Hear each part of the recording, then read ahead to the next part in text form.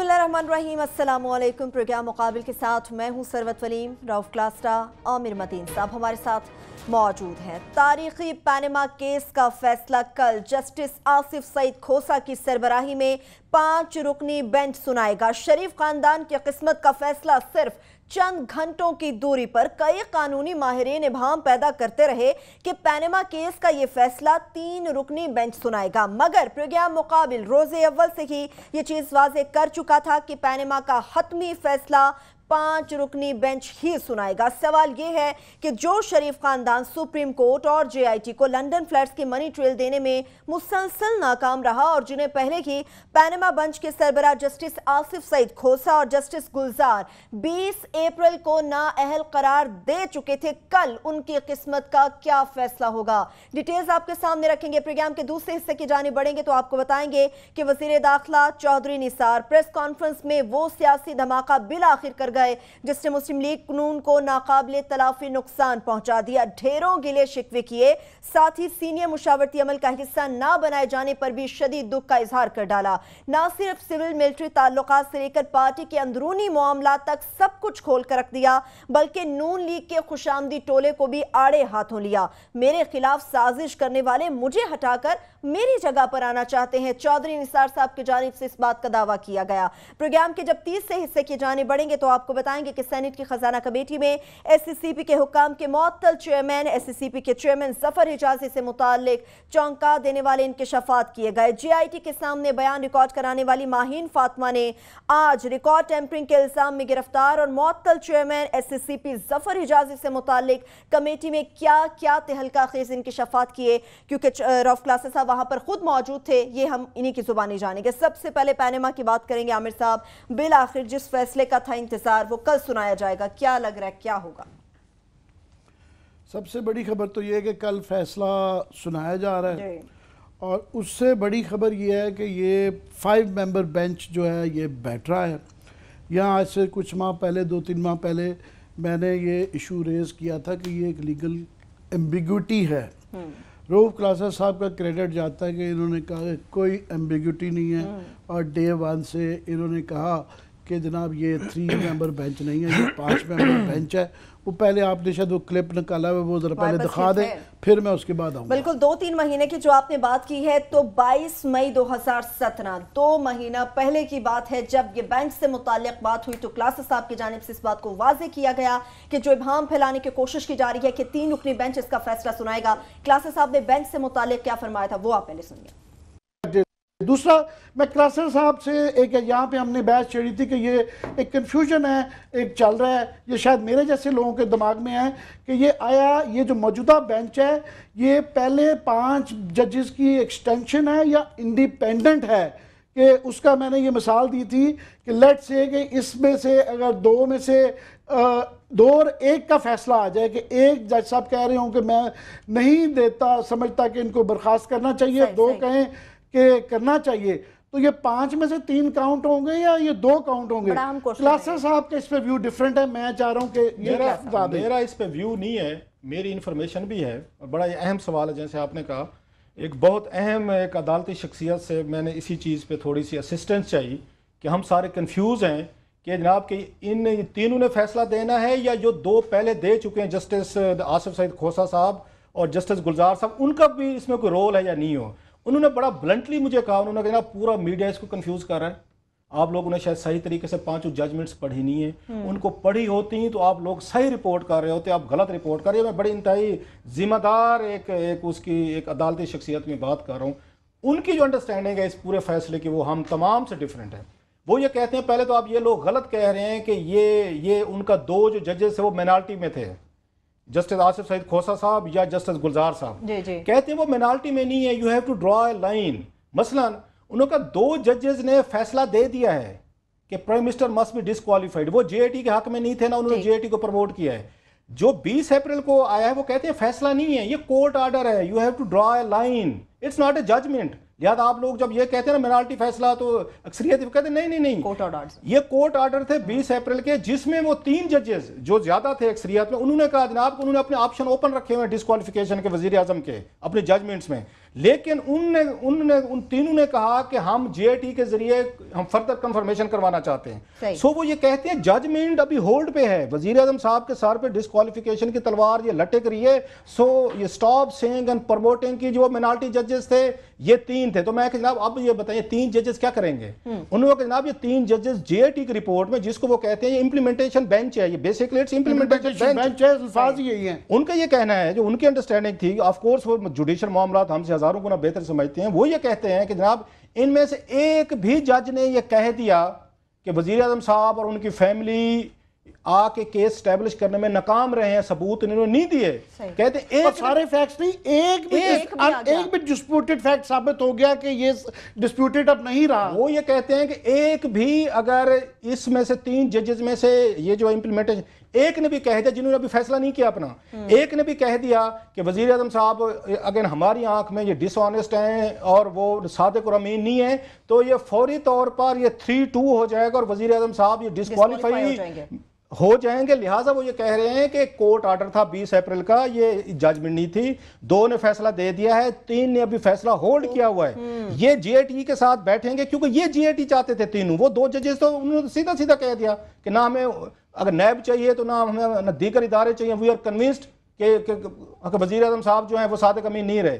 सो वो ये कहते हैं कि ये मीडिया पे जो बहस होती है ना कि शायद इस पे, कहते आप लोगों के जहनों में कंफ्यूजन है, बेंच के जहन में भी नहीं है। ये फैसला नहीं था 20 अप्रैल का, कोर्ट ऑर्डर था। इनमें से अब ये अपनी जेआईटी की, इसलिए तीनों बंदे उनको वो कर रहे हैं क्योंकि जस्टिस आसिफ सईद खोसे को या जस्टिस गुलजार को कंफ्यूजन ही नहीं थी, वो तो क्लियर थे, उन्होंने क्लियर जजमेंट दे दिए, अपना होल्ड किया, फैसला होल्ड पे रखा हुआ है। ये 3 चाहते थे कि जेआईटी इन्वेस्टिगेशन करे, लिहाजा ये तीनों ही उनको मॉनिटर कर रहे हैं, ये हिदायत दे रहे हैं कि आप हमें ये बताएं, ये बताएं, ये बताएं, ये सवालात फ्रेम करें। 5 पे सारे मुत्तफिक थे, 5 दी हुई इंफॉर्मेशन सच साबित हुई। क्लासेस साहब आपको क्रेडिट जाता है? बिल्कुल क्लास साहब को जाता है।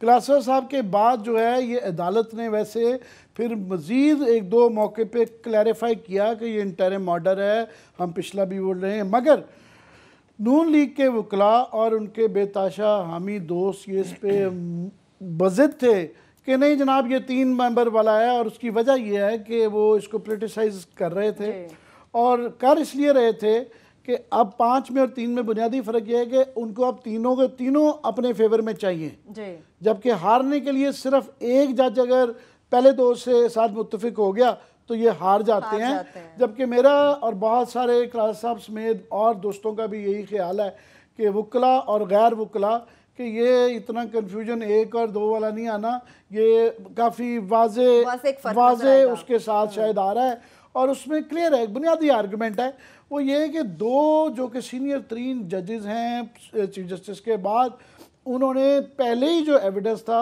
मवाद उस पर ही फैसला दे चुका है। उस समय ने काफ़ी मवाद है डिस्क्वालिफिकेशन का और उन्होंने पूरी उसकी मंतक दी हुई है, लीगल भी दी हुई है, मिसालें भी दी हुई हैं। अब तो उसके बाद 3 के पास तो इतना ज़्यादा मवाद आ गया है और उस मवाद में ख़ास तौर पे जो फाइनल जिसे कहते हैं हैमर थोड़ा, वो ये कैपिटल FZD वाली जो कंपनी आई है जिसके अंदर प्राइम मिनिस्टर का कामा भी निकल आया, 10,000 की तनख्वाह भी दिरहम की निकल आई है, तो वो अब कोई किसी को शक नहीं रह गया, ये जिसे नविश्ता है दीवार कहते हैं ना, ये रिटन ऑन द वॉल वो आ गया। क्वेश्चन इसमें जो असल रह गया है उसके बाद क्लास साहब बताएंगे, वो ये अब डिस्क्वालिफिकेशन का इतना नहीं रह गया कि प्राइम मिनिस्टर की डिस्क्वालिफिकेशन होती है या नहीं, और वो नज़र आ रही है कि 62 में वो मिनिमम 5 ईयर वाली होगी डिस्क्वालिफिकेशन, ये नज़र है। क्वेश्चन इसमें है कि डिस्क्वालिफिकेशन के साथ ये भी पक्की बात है कि रेफरेंस आ रहा है। 2-3 चीज़ें हैं कि रेफरेंस के अलावा एक उस रेफरेंस का मैकेनिज़्म क्या होगा, क्या वो क्यूजर मलिक वगैरह जो क्यूजर कमर चौधरी जैसे लोग हैं या वो पुरानी अदालतें जो हैं वो छोड़ के जाएंगे, या ऐसा मैकेनिज़्म बनाए कि ये एक मिसाल बने आइंदा नस्लों के लिए और पाकिस्तान के लिए कि ये केस अपने लॉजिकल एंड तक पहुँचे, कि जहाँ जहाँ तफ्तीश ज़रूरी है वो क्या 10-10 साल फिर लग रहे हैं 18 साल के बाद, कि वो टाइम बार्ड करते हैं कि नहीं करते, कोई नई GIT छोड़ के जाते हैं, स्पेशल प्रोसिक्यूटर छोड़ के जाते हैं, या स्पेसिफिक डायरेक्शंस दे के जाते हैं कि मैकेनिज़्म क्या होगा। एक दूसरा इसके अंदर जो सस्पेंस रह गया है वो ये है कि प्राइम मिनिस्टर के अलावा इसमें प्रेयर्स के अंदर सफदर साहब की डिस्क्वालिफिकेशन भी है, प्रेयर में इसहाक डार किया और उनके खिलाफ भी ये कामा वाली चीज़ें हैं काफ़ी। उसके बाद जो है सरकारी ACCP वाला तो एक आ गया, कमर जमान चौधरी के मुतालिक है, फिर स्ट्रक्चर्स देखेंगे किस किस इदारे के मुतालिक FIA में के लिए, NAB के लिए, अदालतों के लिए क्या क्या वो जजमेंट्स पास कर जाते हैं, अफराद के लिए भी और इदारों के लिए। और लास्टली ये मैं समझता हूँ कि ये नून लीग का ना, ये शायद जवाल का जो है ना, ये पहला बिगिनिंग ऑफ द एंड है मेरे ख्याल में। ये है कि ये मामला इसके बाद से जो भी आप सिनारियो ले लिए, इनका बेस्ट पॉसिबल सिनारियो भी जो है ना इतना अच्छा नहीं है। ये इस पे तफसील कभी बात ठीक है, तफसील में और भी बहुत सारे मामला हैं जिनकी काफी बार बात करेंगे। ब्रेक पे चलेंगे, ब्रेक लेंगे छोटी सी। जब ब्रेक से वापस आएंगे बड़े अहम नकात हैं जो कि आमिर साहब ने अपनी गुफ्तगू के आखिर पे छोड़े हैं। जब ब्रेक से वापस आएंगे तो क्लास साहब से जानने की कोशिश करेंगे कि कल क्या फैसला हो सकता है और जिस रेफरेंस की आमिर साहब बात करें उसका मैकेनिज्म क्या हो सकता है, ये भी हम क्लास साहब से जानेंगे। ब्रेक लेंगे हमारे साथ।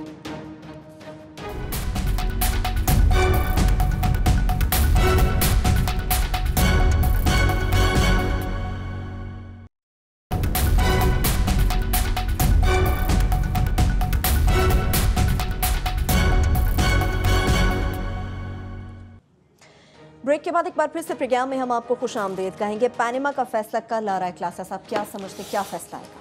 पहले तो मैं ज़रा वो जो अभी हमने वो बड़ी ये बिग कंट्रोवर्सी थी, आपको याद होगा, जो अभी हमने सेटल किया, हमने क्या सेटल किया, अदालत ने खुद सेटल किए।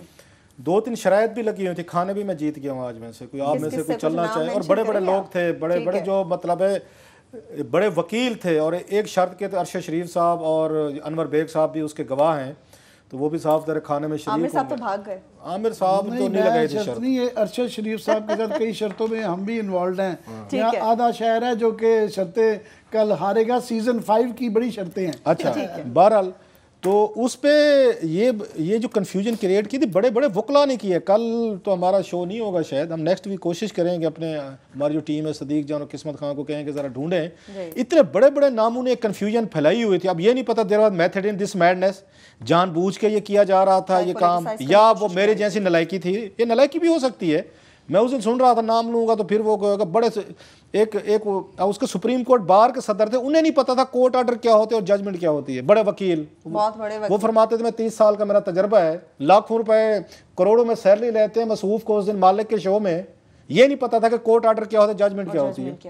और वो कह रहे थे कि इन दो ने तो सुनना ही नहीं है, मतलब उनकी लॉजिक सुने। उन्होंने कहा इन दो जजेस ने JAT को तो सुनना ही नहीं है, ना JAT की इनके पास फाइंडिंग आई है, ना इन्होंने बैठ के JAT के सवालों जवाब पढ़े, तो ये कैसे फैसले में शामिल हो सकते हैं जो दो पहले दे चुके हैं। या अंडरस्टैंडिंग बता रहा हूँ। सो वो मेरी कोई इतनी खास कोई उसमें मेहनत नहीं थी, तो किसी जो बंदा समझता था इन पूरे जुडिशल मामलात को, उसने मुझे कहा, उसने कहा जी मैं आप लोगों का शो देखता हूँ, जितनी जहालत आप फैला रहे हैं ना पूरा मीडिया, तो ज़रा इसको करेक्ट कर लें। तो मैं मरवा ना दीजिएगा। उसने कहा हुजूर आप नहीं मरते, आप इसी लाइन पर ही डटे रहें कि 5 मेंबर बेंच है, दोबारा रिकन्वीन होगा, जस्टिस खोसा इसकी सदारत करेंगे और जस्टिस खोसा ही बैठ के पढ़ेंगे। मैं कहा पूरा मुल्क एक साइड पे खड़ा है, आप मुझे दूसरे ट्रक की बत्ती के पीछे लगा रहे हैं, मारे जाएंगे। उसने कहा हुजूर आप हमारे कहने पे इस घोड़े पे आप रेस पे ना लगा दें, दौड़ लगा दें, आपका घोड़ा ही जीतेगा। ये आखिर में 5 मेंबर बेंच होगा। सो इट वॉज इंफॉर्मेशन, और जब उसको कह सकते हैं जिन लोगों को जुडिशल इन मामलात की समझ थी, उन्होंने मुझे ज़रा थोड़ा ब्रीफ किया जो मैंने शेयर किया। खैर अब कमिंग टू जो कल का बड़ा आ रहा है, अब तक ये होता रहा कि प्राइम मिनिस्टर जो थे पाकिस्तान के बहुत सारे, उनको डिसमिसल जो होती रही है वो डिफरेंट चार्जेस पे थे जी। मतलब भुट्टो साहब पे कत्ल का इल्ज़ाम लगा के उनको फांसी हो गई, सुप्रीम कोर्ट ने भी कर दिया। बेनज़ीर भुट्टो साहबा की हुकूमतें डिसमिस हुई ना, नवाज शरीफ की हुकूमतें डिसमिस हुई। अच्छा, या इन नवाज शरीफ साहब पे 13 हाईजैकिंग का केस लगा के क्या असेंबलियां डिसॉल्व होती रही।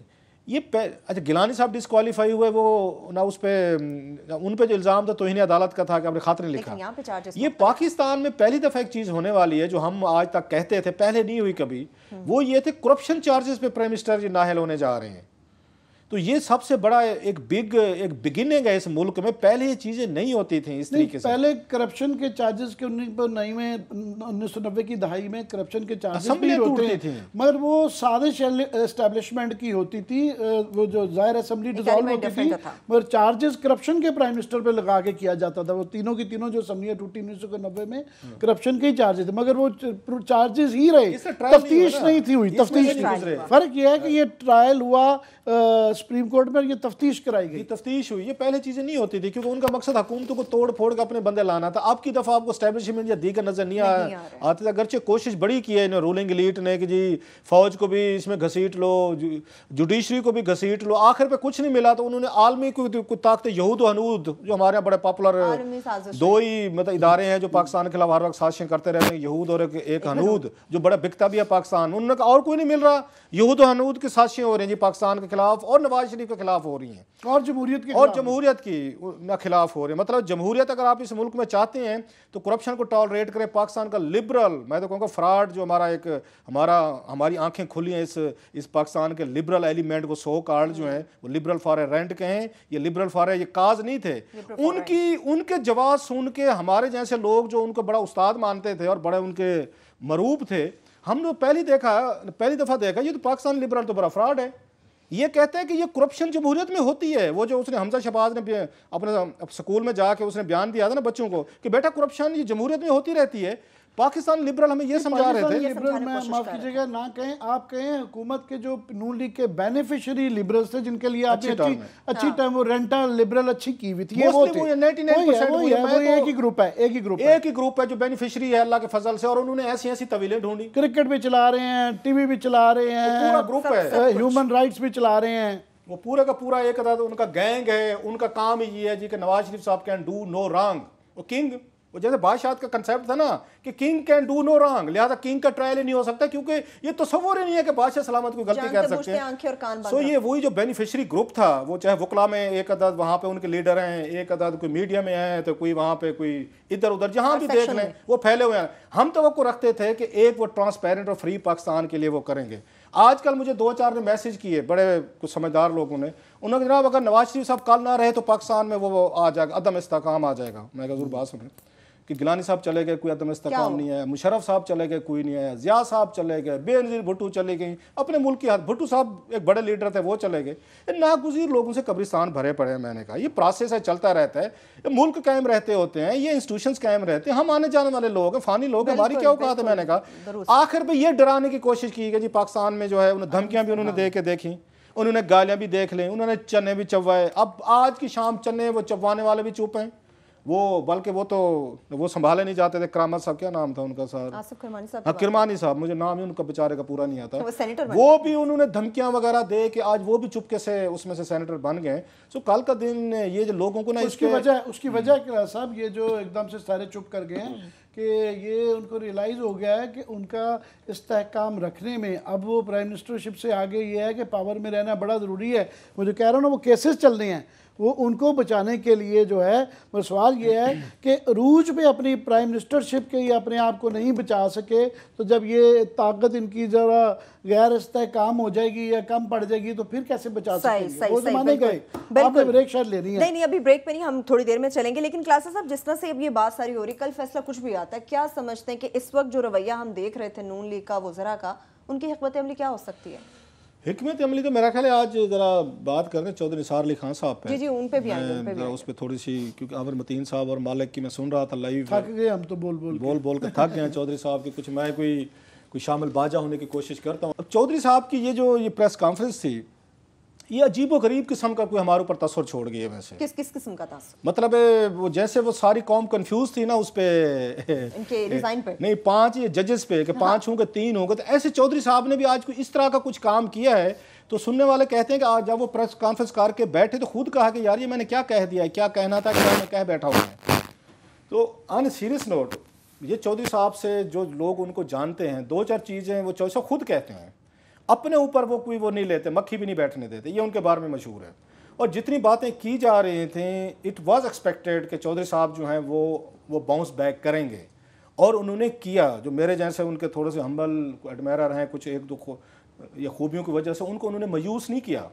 इतना भी खुल के आना, अब इस पर भी 2-4 कंस्पिरेसी थ्योरीज हैं जो मैं उसको एक्सप्लेन करूँगा कि मुख्तलिफ इस पर आरा हैं कि उस पर चौधरी साहब ने जिस तरह नवाज शरीफ साहब को टेक ऑन किया है, जी ठीक है। वही जो मैंने अपने एक आदाद उसमें ट्वीट में भी कहा कि मुझे जब उनकी मैं तकरीर सुन रहा था ना चौधरी निसार अली खान साहब को, तो मेरे जहन में जूलियस सीजर प्ले जो है ना उसका शेक्सपियर का, जिसने ये पॉलिटिक्स समझनी है ना, उसको जूलियस सीजर जरूर पढ़ना चाहिए, एक दफ़ा नहीं 10 दफ़ा पढ़ना चाहिए। उन्होंने खुद भी जिक्र किया आज आज उसका किया, उस सीजर का उन्होंने जिक्र भी किया उस पर। वो बड़ा ज़रूरी है कि चौधरी साहब जिस तरह की तकरीर कर रहे थे कि नवाज शरीफ साहब को वो तारीफें भी कर रहे थे कि मियाँ साहब you are the best man I have ever met in my life, you are an honourable man.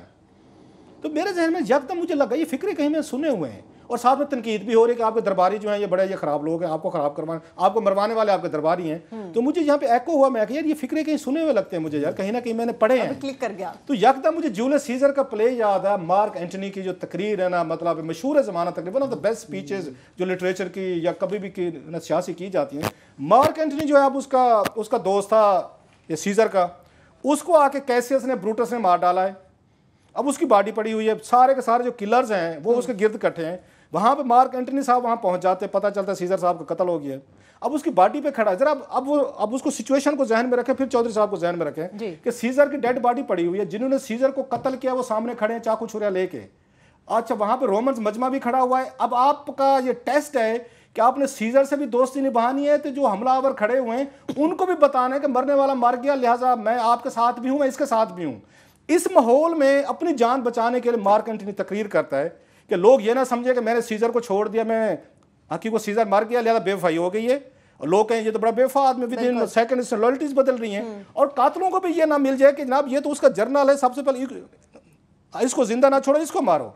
उस वक्त वो करता है, तकरीर करता है। तकरीर क्लासेस आप ब्रेक से वापसी और इसका मुवाजना करने की हम कोशिश करेंगे। आप ये कह रहे हैं, मैं इसका देसी वर्जन भी सुनाऊंगा। चलिए वो तकरीर और उसका देसी वर्जन जिससे चौधरी निसार अली खान साहब और मार्क एंटनी की ये दोनों तकरीरें जो है ना ये याद रखी जाएंगी। इनको किसी दिन पैरेलल चलाया ना कर, किसी वक्त को हम थोड़ी सी मेहनत करके कि मार्क एंटनी कौन से अल्फाज कह रहे हैं और हमारे दोस्त चौधरी निसार अली खान साहब क्या कह रहे हैं। चलिए अभी ब्रेक ले लेते हैं छोटी सी। जब ब्रेक से वापस आएंगे तो चौधरी निसार साहब से मुताल्लिक इंग्लिश वर्जन और देसी वर्जन दोनों ही आपके सामने रखेंगे। हमारे साथ रहिए।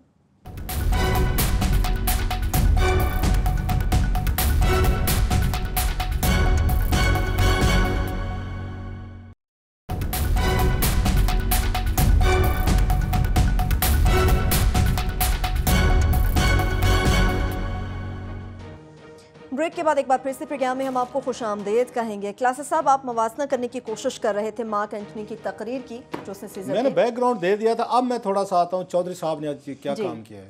अब सिचुएशन आपको समझ आएगी कि सीजर की लाश पड़ी हुई और सामने उसके कातिल खड़े हुए हैं, और इल्ज़ाम क्या लगाया है कि Brutus wanted to Caesar wanted to become a dictator, Rome जो है रिपब्लिक है, और ये जमहूरियत खतरे में थी वैसे बाय द वे। और ब्रूटस को कहानी भी यही डाली गई थी कि ब्रूटस, हालांकि दोस्ती थी उसकी सीजर के साथ, कहानी ये डाली गई थी ब्रूटस जब तक हमारे साथ नहीं मिलेगा तो साजिश कामयाब नहीं हो सकेगी, रोम के लोग बिलीव नहीं करेंगे। सो ब्रूटस जो उसका दोस्त था सीजर को, उसको साथ मिलाना जरूरी था, जो कैसे साहब जो कहानी मतलब साजिश के मेन वो लीड थे। अब उसने तकरीर करनी है, उसने अपनी जान भी बचानी है, लेकिन लोगों को तसर भी ना जाए कि मैं आपका लॉयल नहीं हूँ। तो उस पर उसने आके तकरीर शुरू की, उसने मार्क एंटनी ने या हमारे दोस्त चौधरी निसार अली खान साहब ने, उन्होंने यहीं से शुरू किया। उन्होंने जनाब ये कहा गया है कि जनाब के अभी इन्होंने कहा ये जो कंस्पिरेटर थे कि सीजर जो है ये एम्बिशियस था, ये डिक्टेटर बनना चाहता था, और रोम को जो रिपब्लिक है, जमहूरियत को ये डिक्टेटरशिप में चेंज करना चाहता था। हमने रोम की जमहूरियत बचाने के लिए, रिपब्लिक बचाने के लिए इसका कत्ल किया। उन्होंने कहा ये इल्ज़ाम है सीजर पे। उसने फिर उसके सीजर की ना वो गिनवाना शुरू कर दी तारीफें कि सीजर तो नहीं बनना चाहता था, 3 दफ़ा तो मैंने उसको क्राउन ऑफर किया, उसको ताज था कि तुम ले लो और बन जाओ, उसने इनकार किया, और सीजर ने जंगें जीती, सीजर ने फलां किया, आपके लिए माल पानी लेके आया, बला बला। अब उसको ख्याल है कि सामने तो मेरे वो खड़े हुए जिन्होंने अभी इसको मारा, ये मुझे ना मारे। उसने कहा लेकिन ये तो ठीक है कि सीजर में क्वालिटी थी, लेकिन क्या करें, ये जो सामने ब्रूटस कर रहा है, ही इज ऑनरेबल मैन, अगर इसने कत्ल किया तो ठीक क्या होगा। जरा नोट फरमाएं कि सीजर की आप तारीफें करके साथ में ये भी कह रहे हैं जो इसके कातिल हैं वो तो ऑनरेबल लोग हैं। सेम चौधरी साहब ने किया है कि उन्होंने डट के जो मियाँ साहब की तारीफें की हैं कि again Brutus is honourable man, वो तो बड़ा अच्छा आदमी है, वो तो गलत काम कर ही नहीं सकता, लेकिन साथ में उनके जो कंस्पिरेटर थे उनको भी खोल के एक्सपोज किया है। ही टुक देम ऑन। अगर आप वो लाख कहते रहे, उनका ये कहना है कि मियाँ साहब 2 महीने से मेरी बातें नहीं सुन रहे थे, मेरी यहाँ पे एडवाइस नहीं ले रहे थे, और मैं सख्त बातें उनके मुंह पे कहता था, नाराज हो जाते थे। बेसिकली मुझसे अगर पूछें, आज उन्होंने नवाज शरीफ साहब को एक्सपोज किया है। लोग लाख कहते रहे ना, उसने मार्क एंटनी ने एक्सपोज किया था ब्रूटस के और उसको कैंप को। चौधरी निसार ने आज पूरी हायरार्की की नवाज शरीफ साहब को एक्सपोज भी किया है, उनको बिल्डोज भी किया है, और उनकी मैं ये समझता हूँ जो फैसला कल आने वाला है वो टाइमिंग इंपॉर्टेंट होती है। चौधरी साहब को शायद पहले से पता होगा कि ये थिंग्स ये होने वाली हैं। सो चौधरी साहब ने बड़े सही मौके पर स्ट्राइक किया है, अपने आप को उस पूरे करप्ट रिजीम से, ये करप्शन के खिलाफ का फैसला आ रहा है, ये ध्यान में रखिएगा। ये कोई उसको गिलानी साहब वाला वो नहीं आ रहा, तो अदालत का नहीं आ रहा, ये करप्शन पे आ रहा है कि आपका हाउस ऑफ शरीफ कितना करप्ट है। साथ में उसने फौज के साथ भी चौधरी निसार अली खान साहब ने अपने मैसेजेस दोबारा भेजे हैं कि मेरी डान लीग्स पे डिफरेंट अप्रोच थी, इन लोगों की यहाँ पे डिफरेंट अप्रोच थी। और जो नवाज शरीफ साहब के करीबी लोग हैं, करीबी जिनको नवाज शरीफ साहब वजीर आजम इवन बनाना चाहते हैं, उन पे बड़े शदीद अटैक लॉन्च किए हैं कि जनाब उनकी मॉरल भी, उनकी करप्शन का जिक्र किया, उनकी फाइनेंशियल का भी किया है। तो चौधरी निसार अली खान साहब ने बेसिकली हाउस ऑफ शरीफ और उनके नौरत्न, उनको बुरे तरीके से ओपनली उन्होंने नवाज शरीफ को डिफाई भी किया है, उन्होंने उनको आके एक्सपोज भी किया है, अपने आप को सही टाइम पे उन्होंने अपने आप को डिस्टेंस भी किया है, और एस्टेब्लिशमेंट को भी उन्होंने मैसेज दिया है कि जनाब ये जो सारे के सारे हैं ना, ये डान लीग्स पे मैं डिफरेंट था, इनके मैं डिफरेंट है। सो चौधरी साहब, मेरा ये ख्याल है आज उन्होंने बहुत सारा गेन किया है। ये भी बड़ी जुर्रत चाहिए होती है इसके लिए कि आप 33 पे, हमने देखे हुए हैं एक छोटे छोटे फायदे के लिए, एक पाव गोश्त के लिए ये लोग लेट जाते हैं, ये पता नहीं कितनी खुशामदें करते हैं कितनी। और लास्टली जो अच्छी चीज़ मुझे लगी चौधरी साहब की, कि उसने जो ये गैंग था, जो गाली गलोच गैंग यहाँ पे भर्ती किया हुआ था, पहली दफ़ा किसी ने ये बताया कि मियाँ साहब आपने किस तरह के लोगों को प्रमोट करके टीवी पे लेके गए, आपने किस तरह का कल्चर इंट्रोड्यूस करवा दिया, किस तरह के हमारी पार्टी में से आपने लोगों को यहाँ पे इस काम पे लगा दिया, मुखालफिन को गालियाँ दें। ठीक है, चौधरी साहब ने आखिर पे अपना फैसला रिवर्स किया है, MNA ना रहना। लेकिन मैं आपको बताऊं, हालांकि पहले मुझे एक झटका लगा, लेकिन मैं दिली तौर पर इस वजह से भी खुश हूं कि चौधरी साहब पे कई सारी तनकीद के बावजूद मैं करता रहता हूं, बहुत सारे वो करते हैं यहाँ पे दाएं बाएं चीज़ें, कि चौधरी साहब का पार्लियामेंट में रहना ज़रूरी है। ये वो जो कहते हैं ना लास्ट ऑफ द मोहिकन्स की 85 असेंबली के ये आखिरी ही मेरा ख्याल है एक उनका है, वो भी इंटेलिजेंट आदमी, तकरीरें अच्छी करते हैं, बाकी चीज़ें से उनका पॉलिटिक्स से उनको अगर नहीं निकलना चाहिए था। बहरहाल हैविंग सेड ऑल दिस, मेरा ख्याल है आज चौधरी साहब ने सही टाइम पे उन्होंने सही गुफ्तगू की है। बाकी वो ना सोक्रेटिस थे जो लोग मजूस हुए होंगे, बस भी करो जरा, बस उतने लोगों ने इंटेलेक्चुअल ना करें। आप आज आए शेक्सपियरियन मोड में आए हुए आप, मैं आपको एक देहाती लतीफा इसका सुना। सर मैं लास्ट बात कर लूं सर, उसमें लास्ट मैं तो इसलिए बात कर लेनी कि आपने कहा कि आप उस पर कर चुके थे पूरा 1-2 घंटा लाइव, तो मैंने कहा किया था, वाले से कह रहा था, मैंने बात नहीं सुनी ना, पूरी सुन लें आप मेरी। मैं ये कहना था जो लोग मजूस हुए होंगे वो जहन में रखें कि चौधरी साहब कोई सुकरात भी नहीं थे, वो सोक्रेटिस भी नहीं थे, वो कार्ल मार्क्स भी नहीं थे, वो कोई फ्राइड भी नहीं थे, ना कोई वो मंसूर बिन हलाज थे, ना कोई और बड़े यहाँ पे हम नाम ले सकते हैं, या नेल्सन मंडेला भी नहीं थे जो असूलों के लिए लड़ रहे थे। ये प्योरली पावर पॉलिटिक्स है, और चौधरी साहब से बेहतर पावर पॉलिटिक्स को कोई नहीं जानता इस मुल्क में। सो उनको टाइमिंग का पता था, मैंने किस वक्त आकर स्ट्राइक करना है, किस वक्त प्रेस कॉन्फ्रेंस करनी है। It's all about power politics. लिहाजा जो लोग मजूस हुए होंगे, थोड़े से मैं भी हुआ थोड़ा सा, वो जहन में रखें कि चौधरी साहब कोई प्रिंसिपल्स के लिए नहीं लड़ रहे थे। It's all about politics and power politics. It's all about politics. उस वक्त पर सही फासला। मैं सुकरात नहीं बना रहा था, मैं उनको कह रहा सुकरात नहीं थे। मैं नहीं बैठे, आपका बड़ा एंजॉय किया है वो शेक्सपियरियन आपने जो मिसाल दी है, बहुत ही एप्ट थी। पर मैं आज जो है ना देहाती जो सोशल मीडिया पे बड़ा एक लतीफ़ा चल रहा है, तो वो आपने भी पढ़ा होगा कि एक मरासी मर रहा था तो उसके बच्चे रो रहे थे, माहौल बड़ा सोगवार था, तो उन्होंने कहा जब तक ये मर नहीं जाते हैं, जब तक अब हल्की हल्की ढोलकी ना बजा ले। तो वो ये जो इर्द गिर्द आज हो रहा है ना काफ़ी सारा, मैं वो ढोलकी बजा रहे हैं। मगर चौधरी साहब के आपको पता है हम बड़े नाकिद रहे हुए हैं, बहुत तनकीद हमने की है, मगर मैं समझता हूँ कि ये उनकी मास्टरपीस था। ये स्पीच जो है ना, वो जो आपने कहा ना अभी कि वो बड़ी, उन्होंने एक हेज भी किए, डिलिबरेट कन्फ्यूजन भी क्रिएट किया कि उन्होंने अगर पूछा जाए, देखा जाए, कोई शिकायत करना चाहे तो कोई उनका कोई लफ्ज़ पकड़ नहीं सकते कि ये आपने बात गलत की। बिल्कुल, उन्होंने सारी बातें कह दी, सारा गिला शिकवे कर दिए, किसी को नहीं छोड़ा, अपने जज्बात की पूरा इजहार भी कर दिया। मगर it was so well worded, sugar coated, इतना ज़बरदस्त लफाजी थी, चुनाव उतना अच्छा था कि आप पकड़ नहीं सकते। उसमें जो सबसे अच्छी बात मुझे लगी आज की उनकी तकरीर में, टाइमिंग। मैं आपको, हम ये कहते रहेंगे इनकी टाइमिंग देखिएगा, यही बात आज की तकरीर फॉर एग्जांपल फैसला आने के बाद कल करते कोई फायदा नहीं था, तो लोगों ने कहना था, इल्ज़ाम लगना था। कि देखें जनाब अभी फैसला आज आया है तो ये ये शिप को छोड़ के लोग भागना शुरू हो गए हैं और लीड चौधरी निसार कर रहे हैं। कल अगर सिर्फ एक दिन का 24 घंटे का अगर ये फ़र्क पड़ जाता, आज ना करते तो कल और था।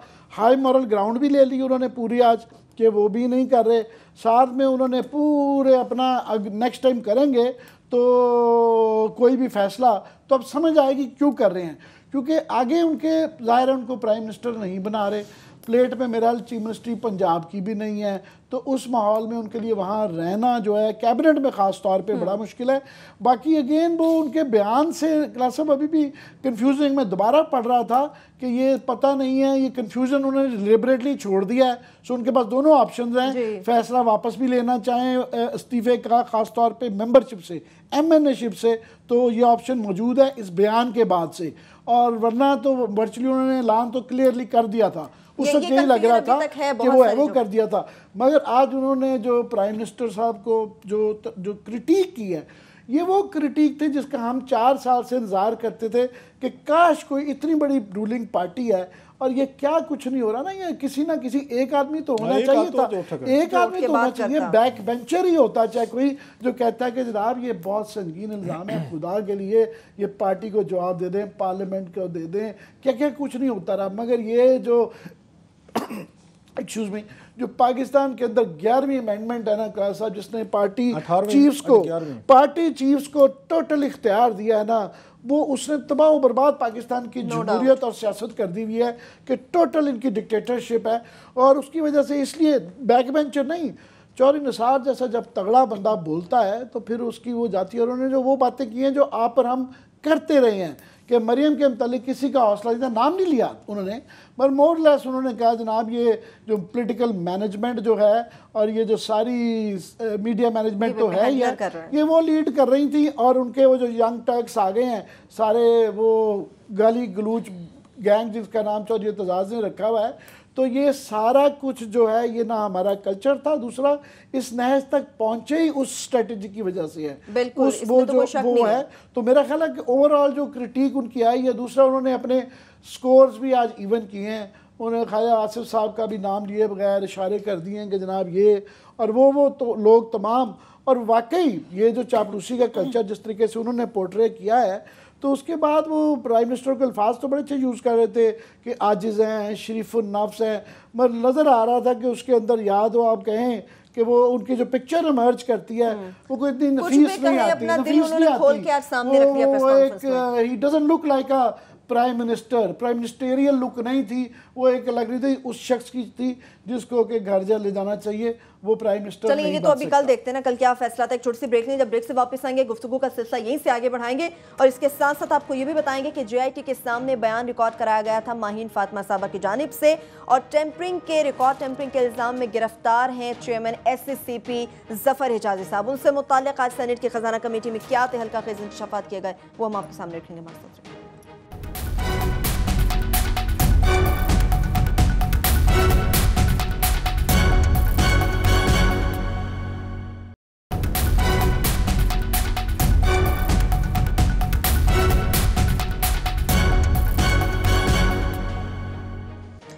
ब्रेक के बाद एक बार फिर से प्रोग्राम में हम आपको खुशामदीद कहेंगे। क्लासेस साहब, जब फैसले की बात हो रही थी पैनामा केस के सुप्रीम कोर्ट से मुतालिक, तो प्राइम मिनिस्टर ने कहा था जो भी फैसला आएगा कबूल किया जाएगा। आज चौधरी साहब ने भी अपनी प्रेस कॉन्फ्रेंस में 2 से 3 बार इस चीज़ पर जोर दिया कि जो भी फैसला उसे कबूल किया जाए। क्या समझते हैं, कबूल किया जाएगा या फिर हिकमत अमली कुछ और भी हो सकती है?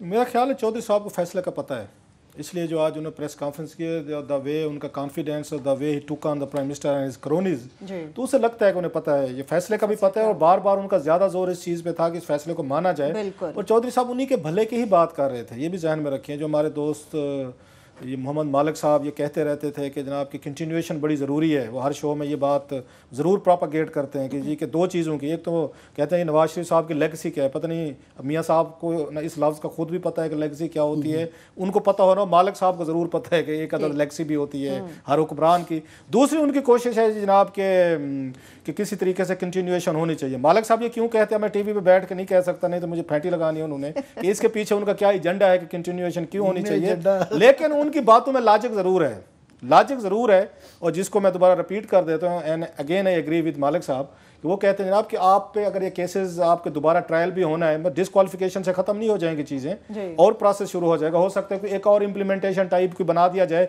कि आपने इस पूरे केस को आपने फॉलो करना है, इनको मुकदमात को ट्रायल में लेके जाना है, अदालतों में जाना है, और हो सकता है इसी JAT को कहा जाए कि आपने जब तक ट्रायल नहीं होना आपने इसको परसू करना है। 6 के 6 मेंबर जो है ना, आप एविडेंस लेके जाएंगे, आप ट्रायल कोर्ट में जाएंगे और सारी चीज़ें आप ही करवाएंगे। अगेन एनीथिंग पॉसिबल, पहले भी हम देख चुके हैं। लिहाजा आपका हुकूमत में रहना ज़रूरी है ताकि कल को FIO को भी डरा सकें। आपको यहाँ पे वो क्या नाम जफर हिजाजी जी, इस तरह के लोग भी आपको चाहिए, कमर जमान चौधरी जैसे बंदे भी आपको चाहिए, FBR वाले लोग भी चाहिए। सो आप उनको मैनेज करने की, मैनूवर करने की कोशिश करेंगे। फिर डेवलपमेंट फंड्स अरबों रुपए हैं, बहुत सारे अभी ठेके चल रहे हैं, अभी वो आपने कंप्लेन करने हैं, फिर सेनेट के इलेक्शन होने हैं, लिहाजा आप अफोर्ड नहीं कर सकते। लेकिन ये तो मालिक साहब की एडवाइस है, वो समझ में आती है। चौधरी निसार अली खान साहब को कुछ खतरात हैं, अगर आपने उनकी उनकी उनकी ये बातों को जरा गौर से सुना हो। उन्हें मियां नवाज शरीफ साहब का पता है कि जब तक ये जाके उसको टक्कर नहीं मारेंगे ना तो मियां साहब को आराम नहीं आएगा। ये चौधरी साहब को पता है, ही नोज इट। लिहाजा उन्होंने बार बार कहा कि मियां साहब इसमें आपको ही भला है कि ये ना कीजिएगा कि अगर आप बहाल हो गए तो फिर आप यहाँ पे सरों की कुर्बानी ना देना शुरू कर दीजिएगा कि इसको हटा दो, इसको घर से उठा दो, इस पे अनजम सेठी साहब या मलिया लोधी साहबा की तरह इन पे बगावत पे इन पे पर्चे कर दो, फलां को गिरफ्तार कर लो, रात को उठा लो, बाद में उन्हीं को ओहदे दे दो। ये काम ना कीजिएगा। चौधरी निसार अली खान को खतरा है कि मियाँ साहब में ये कैपेसिटी है कि उनको जितने भी लॉजिक आप रीजन देने की कोशिश करेंगे, मियाँ साहब के जहन में जो बात बैठ गई है कि नहीं जी मैंने लड़ाई लड़नी है, मैंने उसकी तरफ जाना है, टकराव की तरफ, वो अगर चौधरी निसार अली खान साहब के मशवरों को सीरियस लेते तो चौधरी साहब को 2 महीने से अपने उस किचन कैबिनेट से बाहर ना निकाल चुके होते हैं। इसलिए चौधरी साहब के मशवरे बिल्कुल टिपिकल अच्छे थे, लेकिन वो मुफ्त के मशवरे होते और मुफ्त की चीज़ की कोई कदर नहीं करता होता। तो चौधरी साहब के मशवरे भी उसी तरीके से ही लिए गए होंगे। आज के दिन के बाद चौधरी साहब मियाँ नवाज शरीफ साहब के लिए वही दर्जा रखते हैं जो मैं अब क्या कहूँ, कौन सा पॉलिटिकल वो हो सकता है। बहरहाल मियाँ साहब और चौधरी साहब के आज के बाद रास्ते जो है ना, क्लियरली ये मेरा ख्याल है आज जुदा हो चुके हैं। सही, तीसरी बार प्राइम मिनिस्टर बने हैं नवाज शरीफ साहब, आमिर साहब, लेकिन आपको क्या लगता है एक शख्स जो 34-35 साल से आपके साथ है और जो मुशीर जिनकी आज वो बात करते रहे हैं चौधरी साहब भी, उन पर ज़्यादा भरोसा किया जाना चाहिए या फिर चौधरी साहब के मशवरों पर ज़्यादा अमल करना चाहिए? मेरा ख्याल है कि नवाज शरीफ साहब को हम ओवरली क्रेडिट दे देते हैं उनकी किस्मत पे और उनकी सियासी स्किल्स के ऊपर कि जनाब वो 3 टाइम प्राइम मिनिस्टर बनते हैं। मेरा ख्याल है कि अगर किसी की कंट्रीब्यूशन सबसे ज़्यादा है उनके सर्वाइवल में कि वो इतनी दफ़ा वापस आए हैं, 3 दफ़ा, सबसे ज़्यादा चौधरी निसार की है। तो फिर अब उनकी इंपॉर्टेंस चौधरी निसार बहरहाल मैं बता रहे हैं हम उनके कितने नाकिद हैं, मगर इस चीज़ को हमने कभी नहीं डिनाई किया गया कि वो बड़े समझदार ज़ीरक काया आदमी है और वो रियल पॉलिटिक्स को भी समझते हैं और बिल्कुल प्रैग्मेटिक पॉलिटिशियन है। वो आइडलिज्म वाले नहीं हैं, वो गो के इस तरह के आज रेटिक कर रहे थे। ये ज़रूर है कि उनमें बेईमानी के चार्जेस नहीं हैं, उनके कोई वो नहीं है। और अभी इस इशू में इस बात का एहतमाल पूरा है कि वो अभी आज नहीं किया, मुझे डिस्क्वालिफिकेशन आएगा तो शायद वो हाई मॉरल ग्राउंड मजीद लें, एक और तकरीर। ये पहला साल वो ये पहला फायर आज चला है, आज चल गया ये इसके बाद के आइंदा आने वाले दिनों में ये बहुत बड़ी गलती करेंगे कि ये अगर चौधरी साहब पे कोई और किसी बैक बेंचर से कोई अटैक आया या कुछ ना हुआ तो जो सेकंड फायर आएगा ना, उन्होंने इनकी करप्शन के मुतल्लिक भी बात करनी है कि जनाब ये बहुत ज़्यादा हो गई, बस जाने दें। और क्योंकि अभी जो है ना वहाँ पे एक पूरा तबका बैठा हुआ है मुस्लिम लीग के, वो ढूंढ रहे हैं, हर कोई MNA रहना चाहता है, घर कोई नहीं जाना चाहता कि जनाब ये असम्बली अपनी टेन्योर पूरी करे, तो they looking for somebody else. और यहाँ पे जो भी आप कर लें 2 ग्रुप्स तो आज बन गए हैं, चाहे जितना मर्जी चौधरी साहब कहें कि मैं पॉलिटिक्स से रिजाइन कर लिया है, मैंने वो किया। हमेशा 2-4 मेरे क्लास साहब जैसे लोग होते हैं जो कि आते हैं जाने दे चौधरी साहब, तो आवाम के और दोस्तों के पुरजोर इसरार पे जो है ना आप हमेशा डिसीजन वापस ले लेते हैं। उन्होंने बहरहाल ये इतनी बड़ा असासा है, उनकी मेहनत है और he was always more equal among equals और जायज़ फॉर लेजिटिमेट रीजंस। बड़े जायज़ था कि 85 से वो नवाज शरीफ साहब के वही है जो उन्होंने नवाज शरीफ साहब ने जिसको मतलब जुनेजो को चाकू मारा, जतोई साहब को मारा, उसके बाद गुलाम इसाका को मारो, फारूक लगारी को मारा, इवन बेनज़ीर को मारा, मतलब उसमें सियासी चाकू की बात कर रहा हूँ।